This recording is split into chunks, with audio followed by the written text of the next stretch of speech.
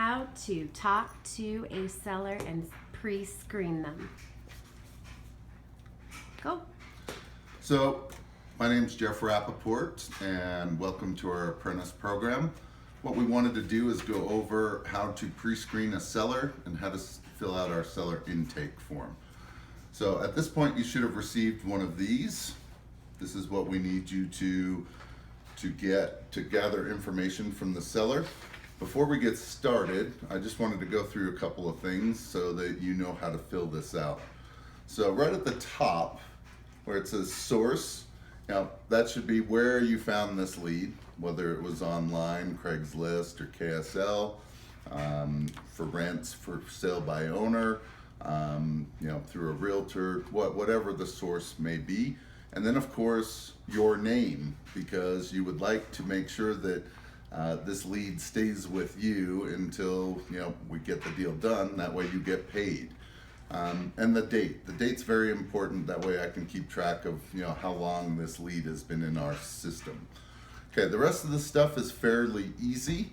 Here you're obviously going to put the name of the person you talk to, the phone number, the property address, and the mailing address isn't necessarily important unless they don't use email.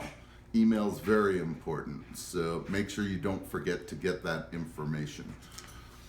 Okay, then the next area is about the property.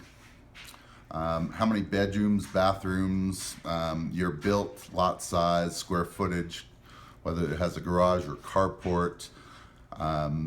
And if it's a multifamily, you would want to reference that here. So is it a duplex, triplex, fourplex, that kind of thing.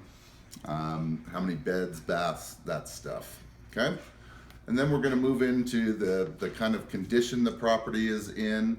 You have a scale of 1 to 10.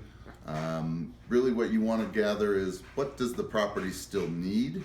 And we'll get more into detail when we go through our role play. Here are some questions that are very helpful to ask. It'll help you further the conversation, determine some motivation, situation, that kind of stuff.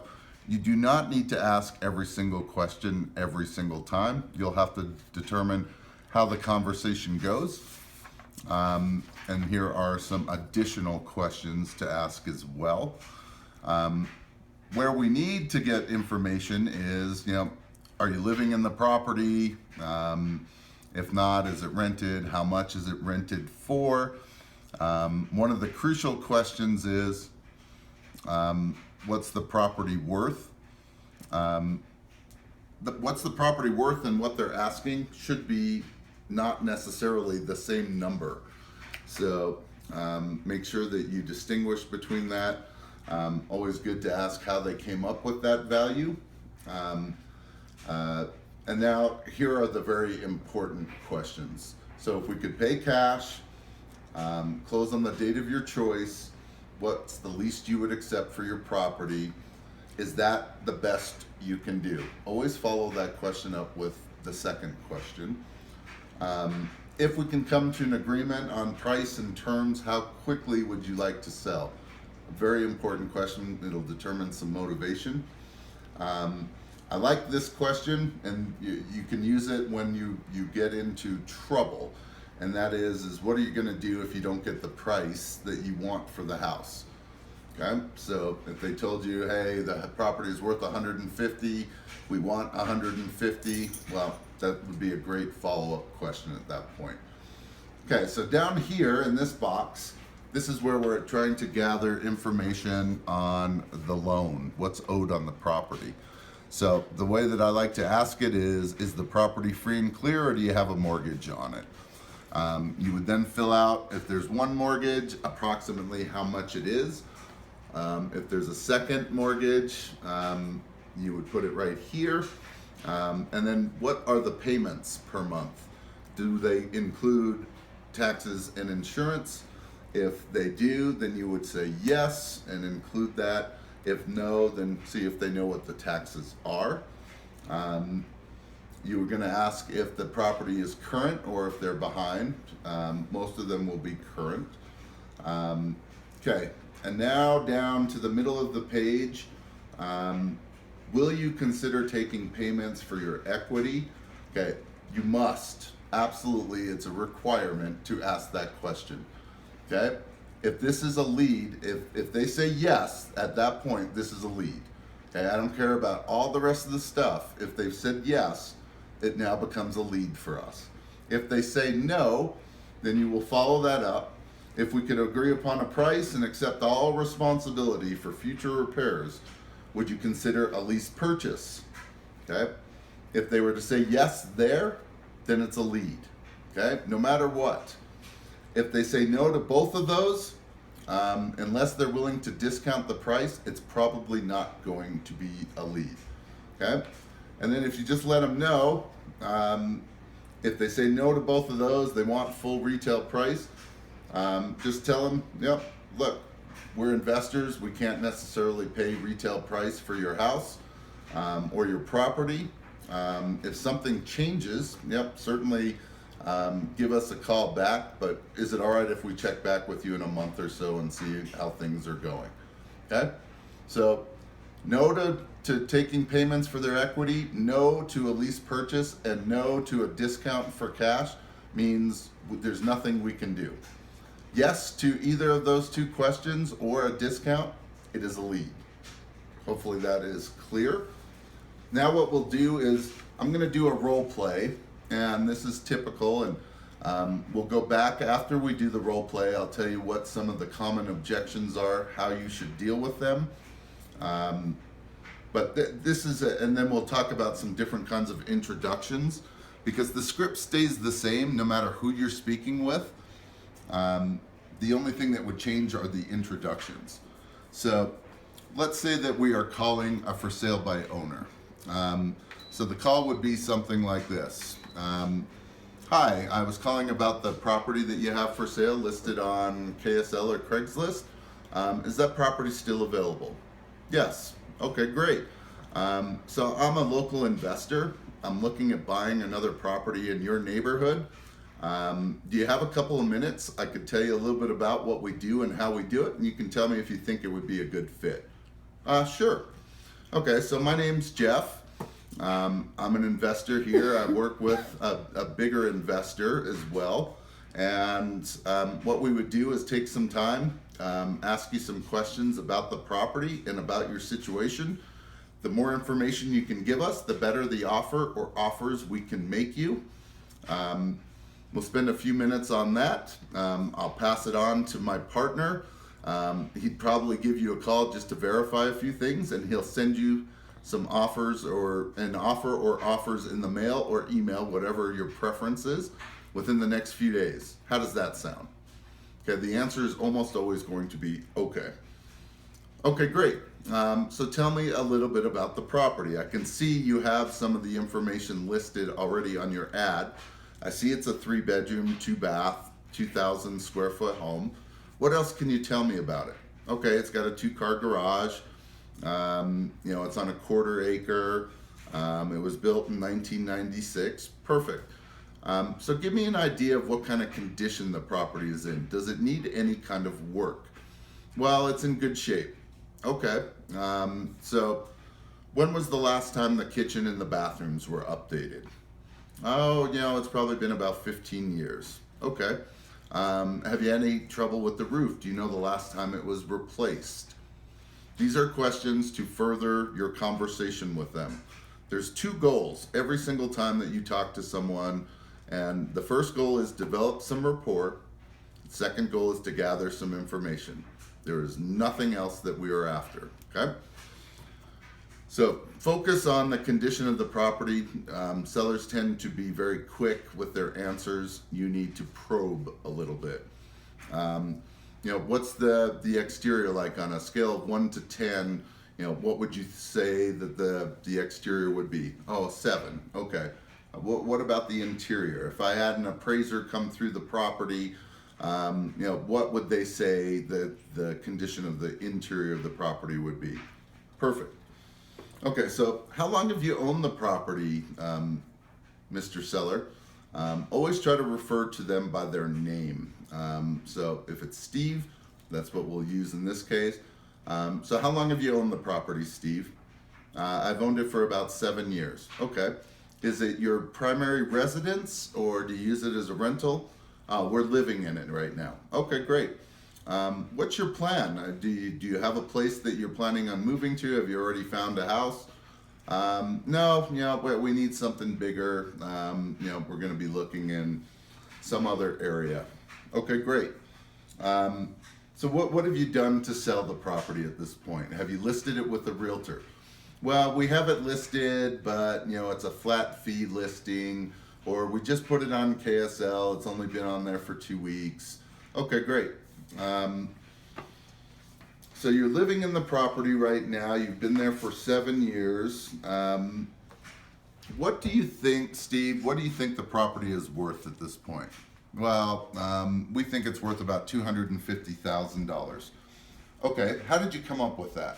A realtor told us, or we pulled some comps, or that's what Zillow said. Okay, great. So Steve, if we could pay cash and we can close on the date of your choice, what's the least you would accept? We want $245,000. Okay, is that the best you can do? Well, maybe we could dumb down to $240,000. Okay, sounds good. If we could come to an agreement on price, Steve, when's the soonest? When would you like to have this closed? We're in no rush. In the next couple of months, I think would be good. Okay. So Steve, is the property free and clear, or do you owe a mortgage on it? No, we owe a mortgage. Okay, approximately how much is that mortgage? We owe about $200,000. Okay. Do you know what the payment is a month? We pay $1,250 a month. Steve, does that include your taxes and insurance? Yes, it does. Okay, great. And are you current on payments right now? Yep, we're totally current. Awesome.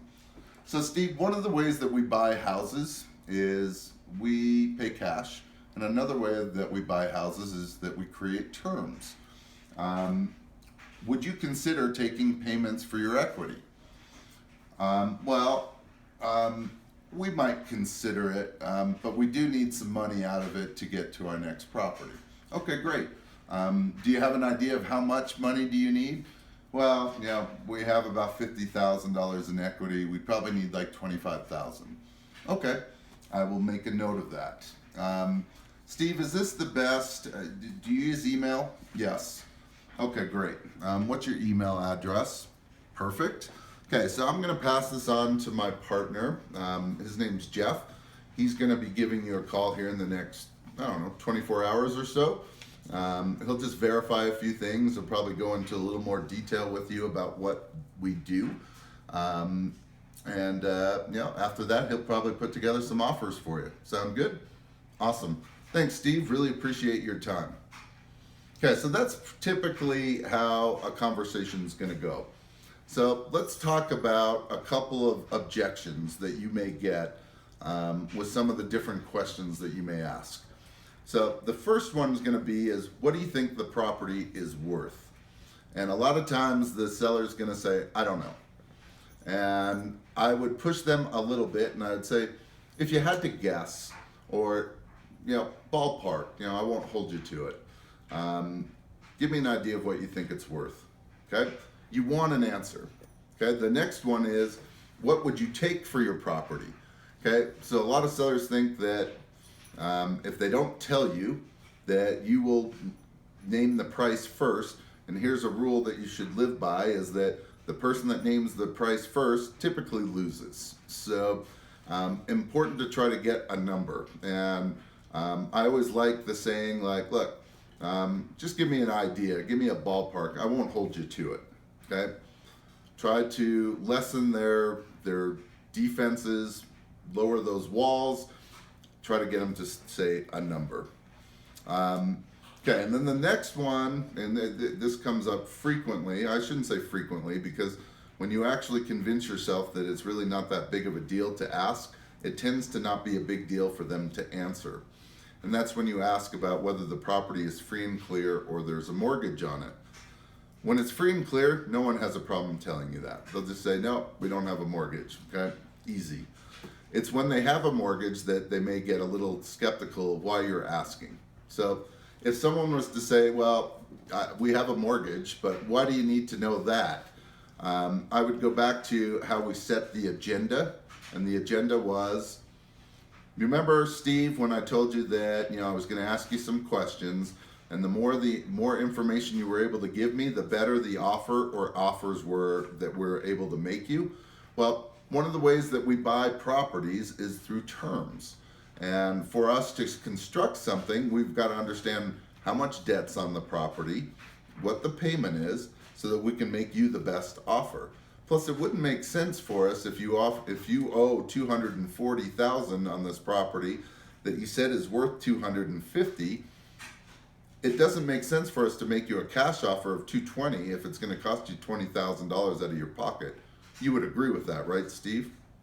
So, approximately how much do you owe? And go right back into it. Now, if they're still going to be skeptical, don't push them.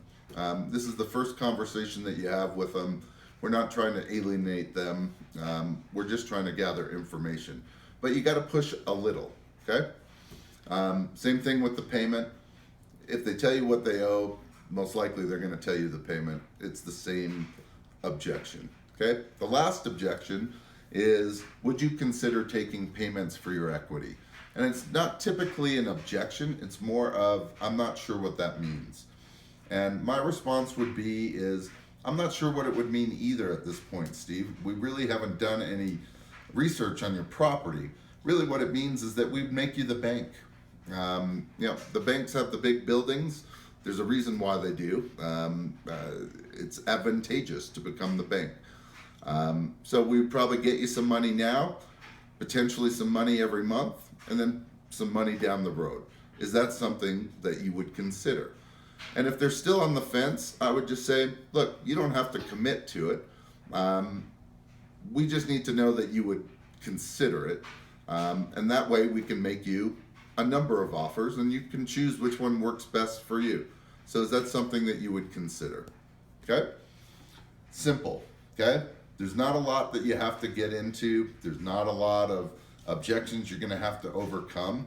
And the more you do it, the better you'll get at it. This takes practice, okay? Okay, so one of the last things I want to go over is just the introduction. So you heard when we did for sale by owner, okay? So if you were calling on a for rent, very similar. Hi, I was calling about the property I saw on KSL or Craigslist that you have for rent. Is that property still available? Great. We're an investor.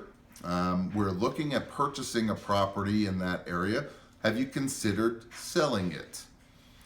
If the answer is no, I would say, okay, I understand. It sounds like it's a really nice property. Would you at least consider if I could show you how to get all the great benefits that you're getting right now by renting it without all the headaches that come along with it, like tenants and vacancy, maintenance, repairs? Would that be something that you would consider? If the answer is no, okay, not a problem. I appreciate your time. I'm happy to leave you my number if something were to change in the future. Otherwise, maybe we'll check back with you if the property's still available in a couple of months. How's that? Done. If at any point they say, yeah, I might consider it, now you go into the script, okay? Same exact way. Anyone else that you come across would be like, hey, we're an investor. We buy houses in that area. If you would like us to make you an offer, we need to spend a few minutes with you, gather whatever information we can about you, your situation and the property. Once we've done that, we'll pass it on and get you an offer probably within the next few days. How does that sound? Okay? One of the things that you always want to try to do is ask questions, okay?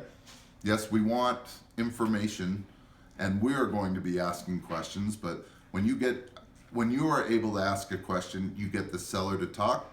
There's no better way to create rapport than getting the seller to talk to you. If there's some kind of common ground, they say, this property has been such a headache, I just can't stand being a landlord anymore. Well, tell them, yeah, I've heard horror stories, or yeah, sometimes it can really go bad. Or if you actually have a situation that can be relatable, relate it, okay? Have a conversation, make a friend. People will do business with us when they trust us and like us. So your job is to create that relationship, be happy. Okay, if you're gonna get on the phone, you're gonna be in a bad mood, don't do it. You're gonna waste your time. Be enthusiastic and know that we are problem solvers, that we are looking to help people, and we will do what we can to structure something to help someone. Know that when you're on the phone, okay? Any other questions, you just contact me or you contact Rebecca, and we'd be happy to go through any other questions you may have. This should be a good start for you. Listen to this over and over again until you get comfortable, practice on your own, and then get on the phone and practice with real people. Thanks, we'll talk to you soon.